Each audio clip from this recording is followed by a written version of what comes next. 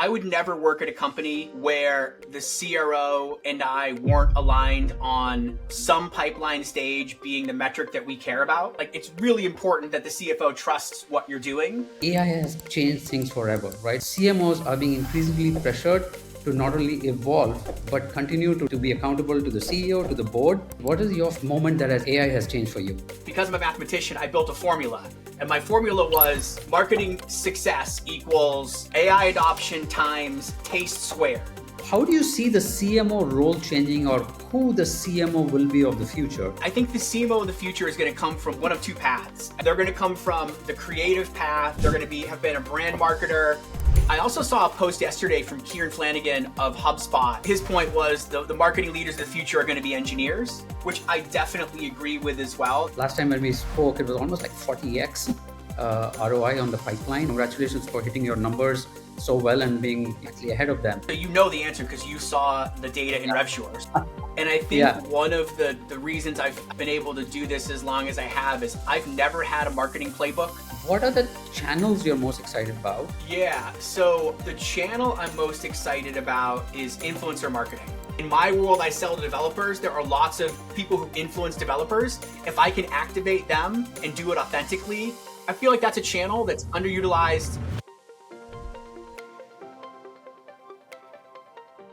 Joined by Tom Wentworth, a friend and an advisor of RevShore since its early days, and the CMO of Incident.io.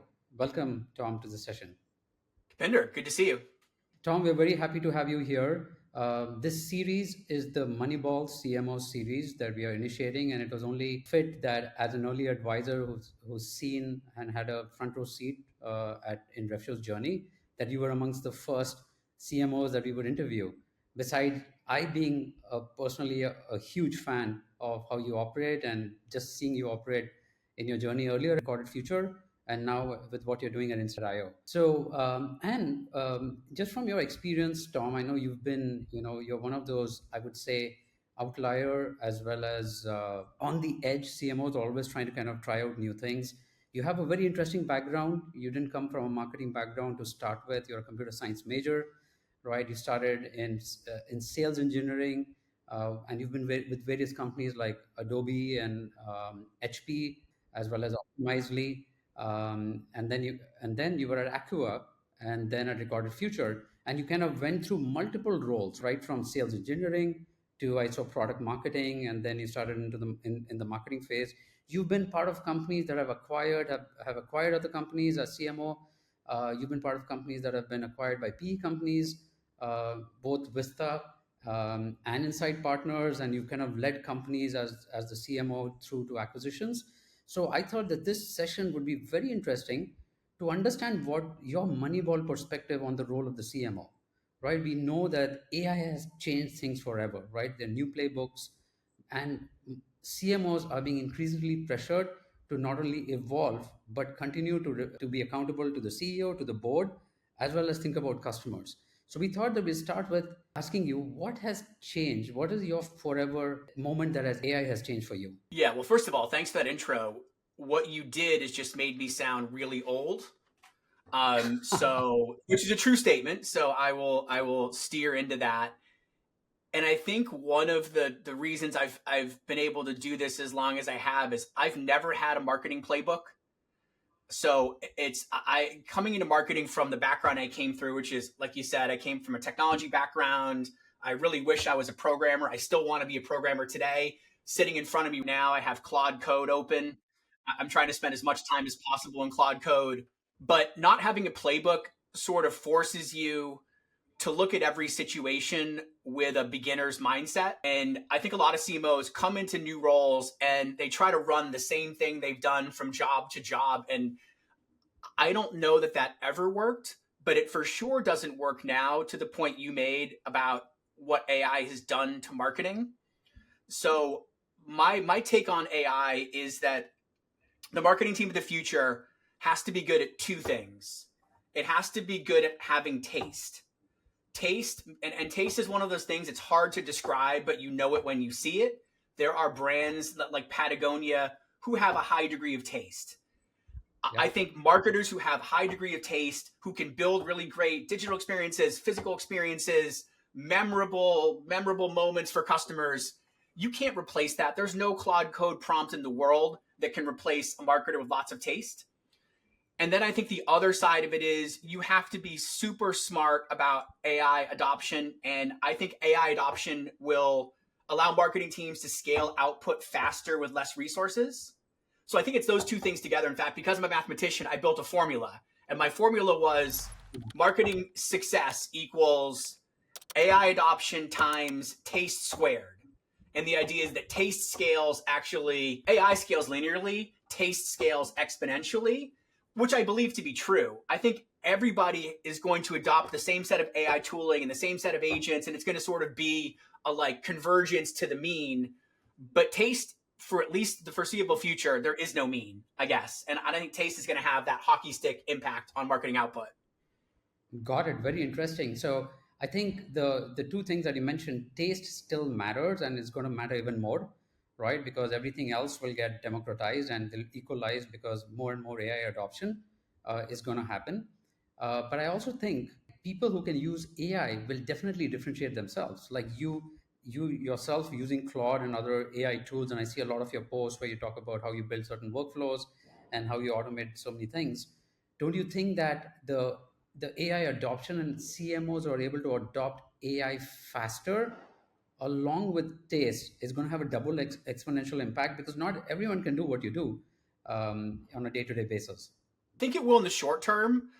I think ultimately the tooling for the AI tooling now isn't at a state where I think it's easy to adopt. Like if you look at marketing automation tools or the tooling that you provide, it's more mature than where we are with sort of agentic marketing tooling. I think over time it will definitely converge. Now for sure, most marketers say they're doing AI. They mean they're feeding stuff into ChatGPT and summarizing it and copying and pasting it into a Google Doc. Like I just built 5 minutes before joining this call a workflow that will go into Linear, our project management, task management system. We're engineers, so we use nerdy tools like Linear. It will go Right. into Linear. It will look for linear tickets related to our website. It will use an MCP for our CMS, which is Sanity, and it will go fix linear tasks in Sanity using this MCP without me doing anything. So as a real example, I don't like the words seamless integration or robust on a website. Like there's just words I don't like. I've always hated seamless integration. So I have a linear ticket that says remove all instances of seamless integration and robust from our website. I can go into Claude Code and say, go fix this linear ticket. And 7 minutes later, 52 instances of seamless integration have been removed from our site. Like stuff Wow. like that just blows my mind. It's super cool. Cool. Yeah, that's awesome. And I think that what's happening is that, yes, it will get equalized and democratize the use of AI. But thinking about how to use AI in more creative instances is that what's going to differentiate. What you can think about using AI, not everyone can think about it. And so even if the AI tooling gets democratized, it's really about the brain behind the how to use that AI tooling. So definitely. Now, coming back to taste, do you think that B2B, I definitely see in the B2B world, there are B2C tactics that are being used in the B2B world.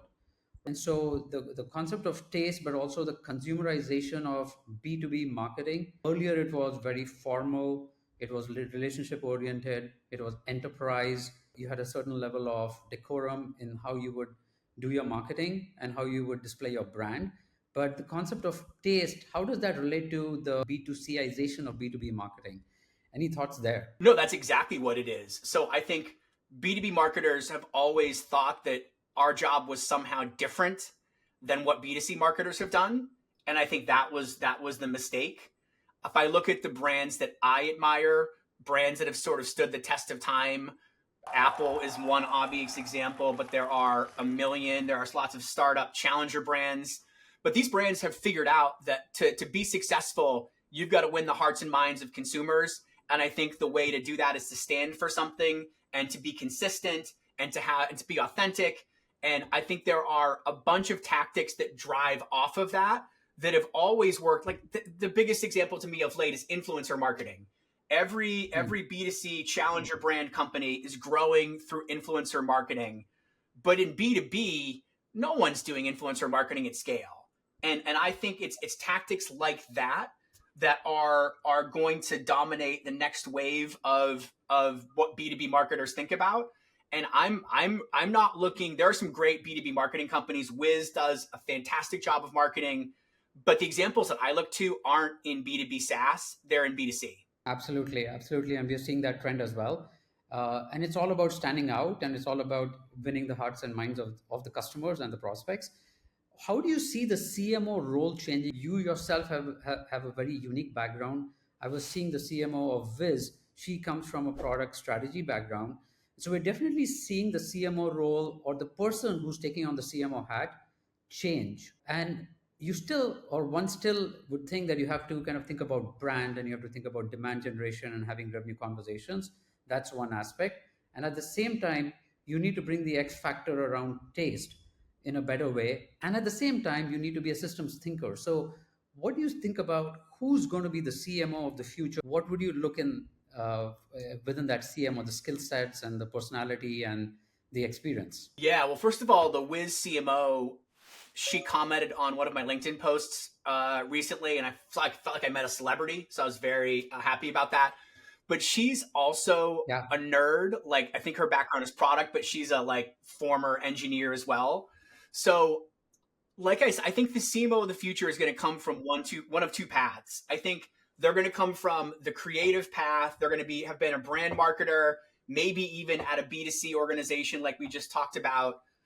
I also saw a post yesterday from Kieran Flanagan of HubSpot. His point was the marketing leaders of the future are going to be engineers, which I definitely agree with as well. That's sort of why I've been successful. It just took a while maybe for the role to catch up with what I've been trying to do.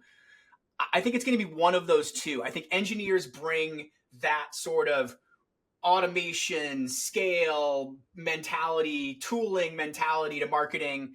But I think, honestly, I think the B2C marketers, the brand builders, if I were to replace myself with somebody, I wouldn't try to hire another me. I would hire somebody who's built a big brand, and I would give them the tooling and the budget and the expert and whatever they need to go build to do what B2C brands do at little old B2B SaaS, I guess.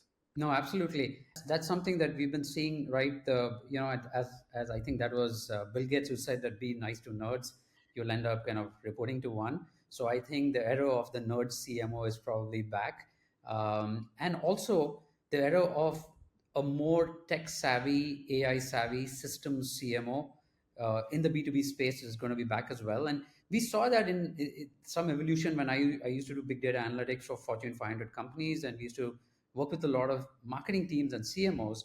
We were seeing that evolution in B2C, that there was more tech and data savvy CMOs, or people who could at least appreciate that better, being promoted faster. And they were also given, the mandate to buy technology. Earlier the budget was a CIO, and then the move back to technology. And I think we probably will start seeing that in the B2B space as well. Now, coming back to the B2B versus B2C angle, there is the need to bring those B2C skill sets around brand building for large companies, etc. Do you still see that there's a difference in the prospect journeys and the buyer journeys and the long buying cycles still playing a role in how you think about marketing in B2B versus B2C? Or do you think that a B2C CMO could come and do an equally good job in B2B? So that's the rub, as they say. So in B2C, you have direct response. I can put a really great Instagram campaign together and I can sell product and the attribution is clean. In B2B, where I think the sort of brand awareness plays will converge, I think the buying process obviously is vastly different. You have buying committees, not buying individual people. You have long considered sales cycles. You have all the sort of, you have CFO level objections. You've got CIO level objections. You've got to deal with SOC 2 and a whole bunch of things that no one in B2C even has to think about. So I think at the top of the funnel, the convergence will be there. At the middle of the funnel, I still think you'll need B2B expertise. And I think it's getting complicated. One of the great things about Incident.io, my current company, we have, even in our larger deals, we have shorter sales cycles. I think the mentality of like if you're an enterprise, your sales cycle has to be 6 months is a crutch. Like it's been the reality, but I don't know that that necessarily has to be that way. I think if the product demonstrates value, if you have a really good buying process, you don't have to just assume that every sales cycle is going to be 6+ months. We're able to do 6-figure deals in 30, 45 days pretty regularly, which is an amazing thing. No one does that. But I think it's Yeah. because our product delivers obvious value. We have a selling process that lets people see our software very quickly and early in the sales process. I think if you do the things on the product side, you don't have to like necessarily run these old school complex sales processes like we did in 2007. That's very interesting. So if you make the product angle, so the intersection between the product, how easy it is to evaluate, test, try it, show value, and the intersection with marketing becomes more and more important. That's a great point, actually. So marketing's job becomes easier if the product is instrumented in a certain way that can help drive the appreciation of the product in a faster way. So in incident or IO, when you started, did you make any changes on how you guys run the sales cycle and the product evaluation, etc.? That would be great to learn. Yeah, we didn't make huge changes. I would say we made the biggest change that I made, and this is I think true in almost every company. I was talking to another relatively new head of marketing just yesterday, and my advice to her was start at the point of most friction. And for most companies, there are so many quick wins, and I'm looking at a screen in front of me that is all the great trials and demo requests that we've generated today. Mhm. And the biggest win in a lot of cases is making sure the sales team has the data they need to be able to follow up in a meaningful way with these prospects, that they get this as soon as possible, that they take action on it. So like even just basic things like did the demo request go to the person? Did they have the context? Did they get it away? Did they follow up on it? I spent a lot of time, and I still spend a lot of time on just the mechanics of the engine and making sure the engine is smooth. And I there's all sorts of things that like if you just think of like a system like of the lever point, if I push on this lever, I'm gonna need this much output. That's the place to get the most leverage, because if the reps aren't getting leads, I don't care how good you are at every other marketing tactic, it's not going to Yeah. work. So, Yeah. so we focused there a lot. And then the other part I think I did that was new to the company is at the extreme top of the funnel, we've done some awareness investments in things like out of home advertising just to Yeah. start getting our brand out into specifically the San Francisco area where you have lots of customers. So I Yeah. focused honestly a lot on the bottom of the funnel and the very top of the funnel. Where I Mhm. probably need to spend more time of late is in the middle of the funnel, which is how do I start engaging people who maybe aren't quite ready to buy yet. Probably need to spend some more time there, to be honest. But the focus was bottom and top.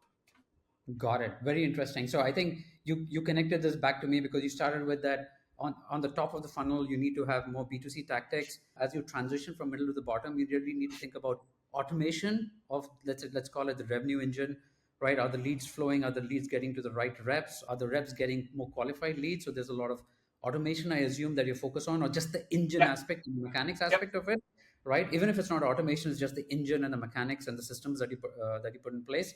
And then there's really a gap, you said, in the middle of the funnel. And is it about product understanding in the middle of the funnel in your mind, or is it about understanding whether the buyer is ready to buy? Is it because of product, or is it because of just readiness, or is it about better testimonials, credibility, education?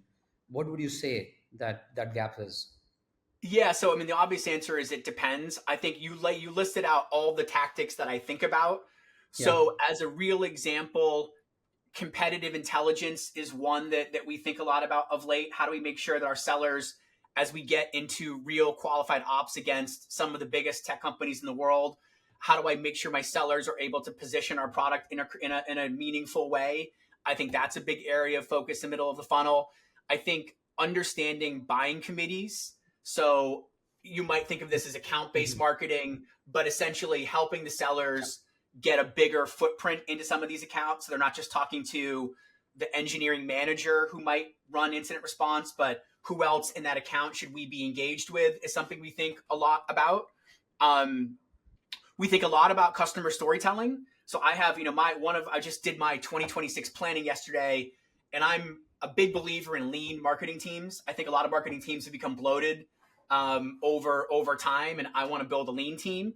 But one of the roles I want to hire next year is somebody who just does customer advocacy work, like customer storytelling. Get out, meet our customers, bring a video crew, tell the stories. We have some of the greatest companies in the world, like Netflix and Zendesk and Pleo and Picnic and all these great brands. How do we get them to tell their story? So I think it's a lot of things like that. But I think that's the next evolution for Incident IO is if we can get as good at the middle of the funnel as I think we are at the top and bottom, we'll continue to keep growing. No, absolutely. Thanks for mentioning all of those tactics and thought processes, because that's what even we are thinking about very actively at RevSure. Value selling, customer storytelling, thinking about bringing the customer advocacy angle, thinking about bringing better advisory groups and telling stories of the customers. Essentially, I feel that today the B2B marketing or just the B2B organization, just the go-to-market organization, has to have a flavor of a media company, right? Trying to tell their stories Yeah. much, much better in different formats, right? Whether those videos or case studies or testimonials or in-person meetings, etc. So that's definitely what's happening. I want to switch gears a bit. I'm going to talk about you being, you've done the CMO role for such a long while, and we've talked about who you would think is the next gen CMO that you would like to hire. How is the interaction of the CMO changing with the interaction with the CRO or the interaction with the CFO and the CEO? Because you still have pressures around pipeline and revenue while you can talk about brand. And that's where it kind of starts getting tricky, because might not be specifically, in your case, but you have to justify brand spend, the CFO, and you have to kind of make sure that the CRO is seeing pipeline coming in and pipeline coverage being set up. So how is that changing in your environment? I think there's a few things. So one, I think I would never work at a company where the CRO and I weren't aligned on some pipeline stage being the metric that we care about. So first of all, the CRO at Incident IO and I started just about the same week, almost a year ago to the day. And he and I very quickly aligned on we will never point fingers at each other on you're not do like it's so impossible to prove that like no, it was the marketing ad word that drove it, but like no, there was a word of mouth thing. Like it's just really hard to prove it. It's at best correlation, not causation.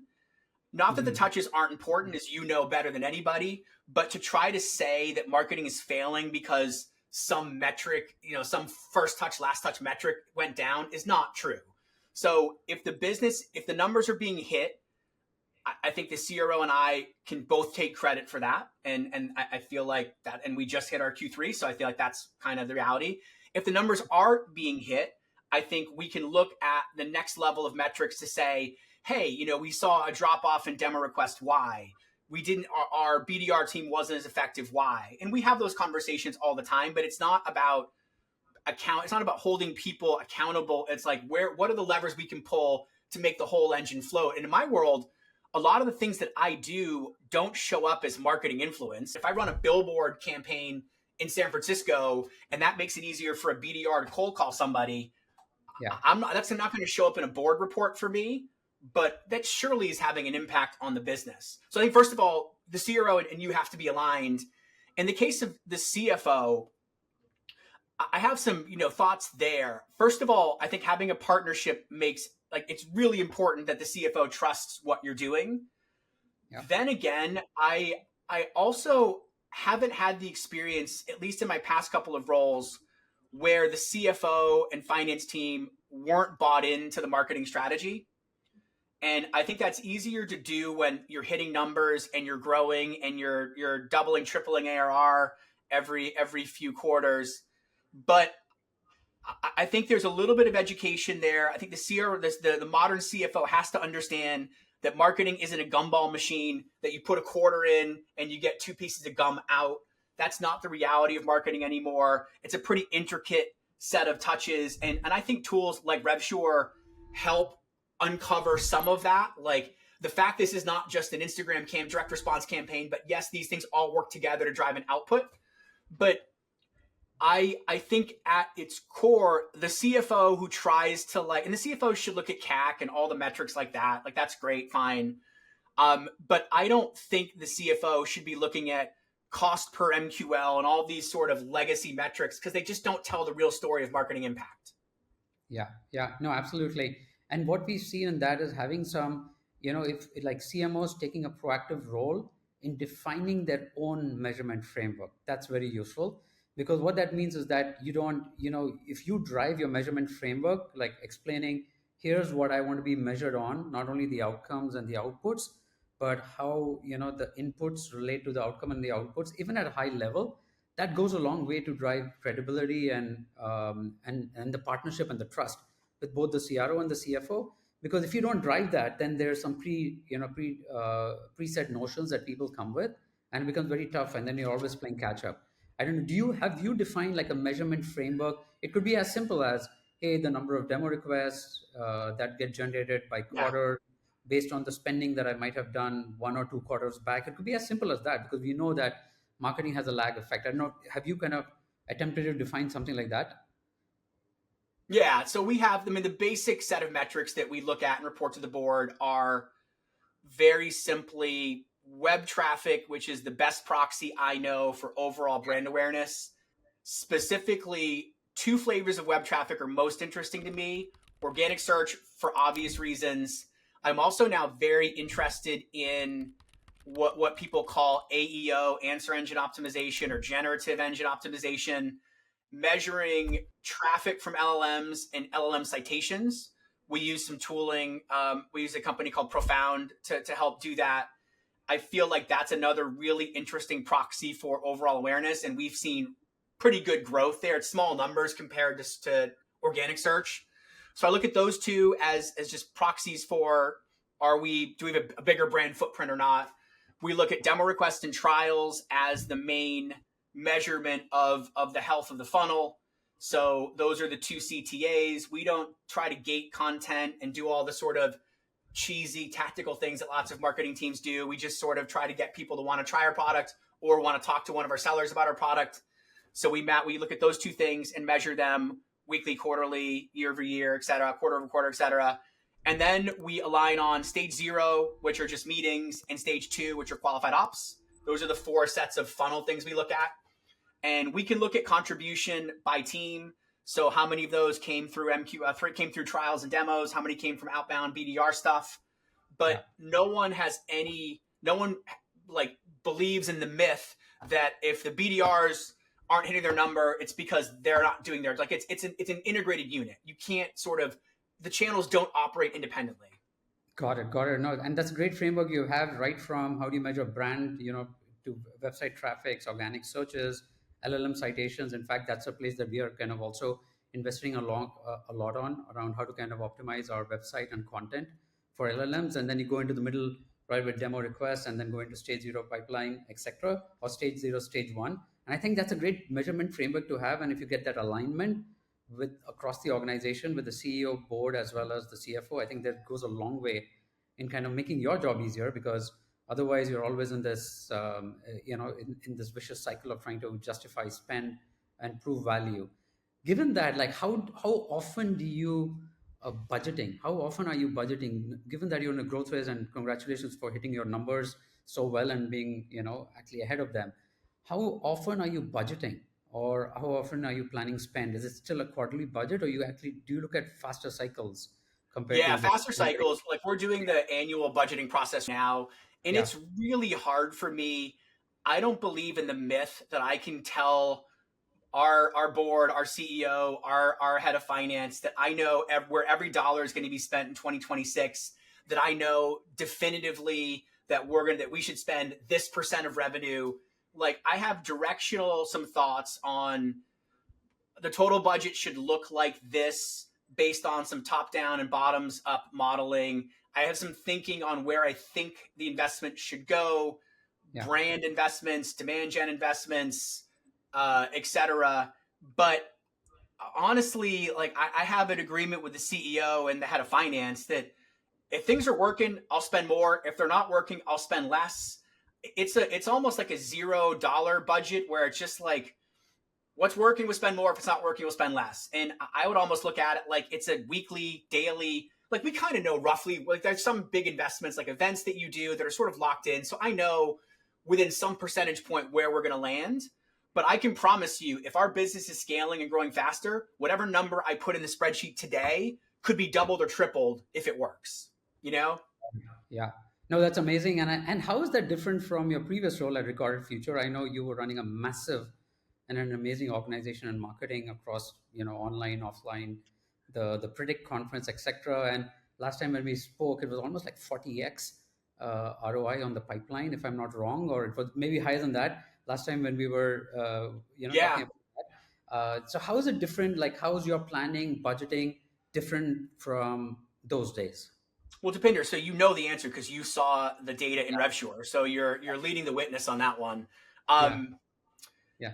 Recorded Future did one thing incredibly well that I'll never forget for the rest of my career, which is we built a real business there. Hmm. A lot while every other startup was raising insane amount of capital and grow at all costs and hire at all costs. Our CFO was incredibly financially disciplined. So dollars were at a premium. So every dollar we spent, we had to really feel good about the impact it was going to make. As a result, we honestly didn't spend as much in marketing as I think other companies of our size and growth rate would spend. But the result of that was we were generating profit in a way that most companies our size were not. And I always felt really good about that. And the exit to Mastercard, I think, was a little bit in part because the company was a really solid business. Yeah. Incident IO is a lot like that too. It's not a grow at all costs, spend at all costs mentality, which I appreciate. But the Recorded Future secret sauce was being very disciplined in the financial model. For example, hiring sellers. Hiring Hmm. sellers is one of the things that's so easy to get in trouble with. You build a spreadsheet. The spreadsheet says to hit your number, you need to have N number of sellers in seat, ramped. But that model, our model was don't hire sellers because the spreadsheet says so. Hire them when you have pipeline. Like Yeah. if you have enough pipeline, hire sellers into pipeline. Don't hire sellers into a spreadsheet. And like it was discipline like that I think let the company build a sustainable business. Got it. No, very nice. I think the point on discipline and the point on the financial, savviness, very important, and just a testament to how it's different from an enterprise like Recorded Future, and now going back to a starter. And I'm sure which you enjoy. I see that you have a tendency to always kind of start from scratch and then rebuild. After you've kind of had a success and come back to the early stages. Is that because you want to be close to the early stage incubation formation, or you just enjoy the ride and the challenge? I like the thing about when you get to a late stage company like Recorded Future, Yeah. your job isn't to screw it up. Your job is to keep like the business was successful before I got there, has been successful since I left. The Yeah. job was to sort of make some iterative improvements, help scale the team, like do the things that help the company just continue to scale. Where at Incident IO it was more of a 0 to 1. You're building things from scratch. I like to build. I'm a builder. When you get to be late stage, you spend more time in board meetings, selling to the exec team, building slide decks for a living. Like I'm spending my time building agents now, not building slides. Like I'm doing marketing, not managing marketing. It's more fun, honestly, to be at this Got it. stage. Yeah. I liked managing a big team. I like now having a team that every single day we can ship things and deliver value. It Mhm. turns out it's easier to do that as you get smaller. It's counterintuitive in some ways, but like we as a real example, if I see a piece of software that I like, I can just go buy it, implement it. I don't have to talk to anybody. I don't have to like go through an exhaustive security review like we did at Recorded Future. I can buy and implement it, and like that's amazing. I can move super fast. No, absolutely, and that's the fun of working in the early stage, and that completely fits who you are. I remember our interactions where we were trying to give you a pixel to implement on the website. You say, "Hey, just send it to me. I'll get it done." Right. So I remember. I did. I put a new pixel on the website just this morning, so that Yeah. continues to be a part of the job. Yeah, no, that's amazing. And thanks for this session, Tom. I had a last question. What are the channels you're most excited about? in your current role, and how do you stay current? Who do you look up to, either a person in the professional world or books, etc.? Yeah. So the channel I'm most excited about by far is influencer marketing. Got it. Okay. I There's this really crazy, potentially sketchy company called Cluely. I don't know if you've heard of them before. Yes. Andreessen Horowitz funded company that their mission was to help people cheat by having a sort of AI that sits aside you, that's hidden from screen sharing, so you're on an interview and it will help you answer questions. It's Yeah. founded by like 3 college dropouts who are 21, and they built their marketing engine on hiring hundreds of creators and paying hundreds of creators just to go out and churn content out on TikTok and Instagram. This would not work in B2B, to be very clear.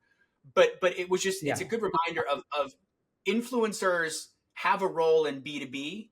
In my world, I sell to developers. There are lots of people who influence developers. If I can activate them and do it authentically, I feel like that's a Yeah. channel that's underutilized and could be won. And we're gonna I'll tell you, I'll let you know in 6 months if it worked or not, because it's a channel we're going to invest in. Got it. As far as the marketers I admire, it's people doing things differently. Like if you show up at a place like RSA and you see the same booth everywhere, the same message everywhere. There's a company called Torque that showed up, Mm. I think that's how you pronounce it, that showed up at RSA with a monster truck. Like that was super cool. Mm. That they have a really interesting brand. Wiz show up at RSA with Wizmart, this like store, really interesting store where they sell things for like, it was really crazy. I like companies that do things differently, and I don't like companies that just run the same old boring B2B SaaS playbook. Got it. As far as books, the last book I read was the Charlie Sheen autobiography. There are no lessons in there for B2B marketers, to be very clear. So Got can't it. help you on that one. Got it. No, this is amazing. Thank you for your time, Tom. We'd love to have you back in this Moneyball CMO series, and really enjoyed the conversation. Till next time. Absolutely, Deepinder. Thanks for having me. Thank you.